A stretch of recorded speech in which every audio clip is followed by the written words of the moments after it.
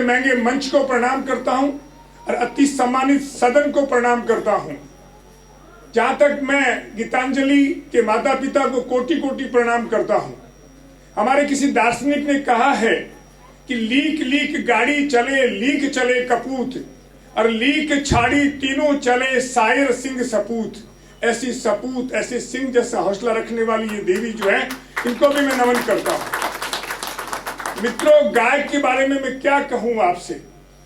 मेरा ये मानना है कि दुनिया में बूढ़ा बच्चा जवान सब ये चाहते हैं कि मेरे शरीर में कोई व्याधि नहीं हो, मेरे जीवन में कोई समस्या नहीं हो, एक भी समस्या नहीं रहे, एक भी बीमारी नहीं रहे। इसकी कोई चाबी है तो गाय है, और इसके पास मेरे पास में इकट्ठे प्रमाण है। मेरा अपना शोध और मेरी अपनी जानकारी ये कहती है कि मनुष्य के शरीर में कोई रोग नहीं होता। ये रोग नाम की चिड़िया जो मन में बैठी हुई है, और ऐसा जीवन में कोई व्यक्ति नहीं है जिसकी समस्या नहीं है, बुराई नहीं है, बीमारी और चीज बीमारी नहीं है।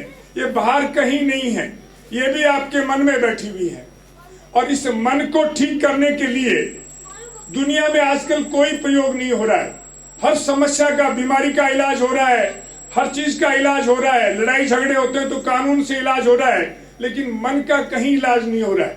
और मन को इलाज करने के लिए जब शास्त्रों का अध्ययन किया तो पता लगा कि शास्त्र अध्ययन करने से, योग करने से, साधना करने से, शास्त्र अध्ययन करने से मन ठीक होता है।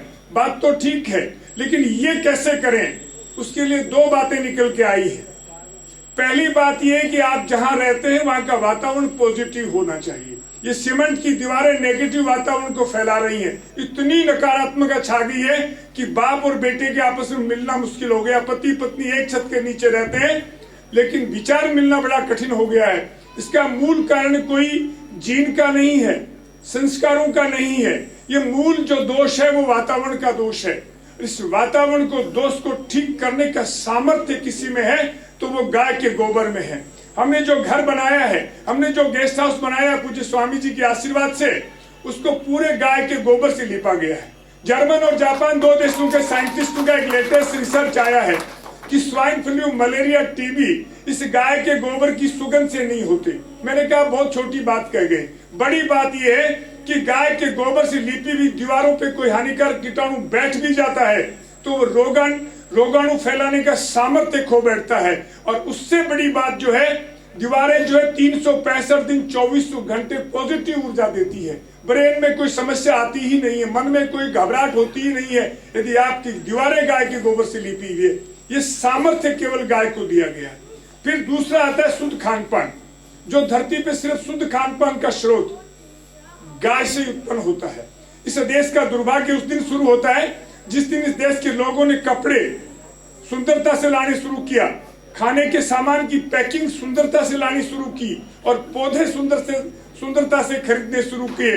इस देश में सदैव ये तीनों चीजें गुणवत्ता से लाई जाती थी, आज वो सुंदरता से लाई जा रही है। ये हमारा दुर्भाग्य है। विषय बहुत लंबा है, मंच जो है बड़ा है।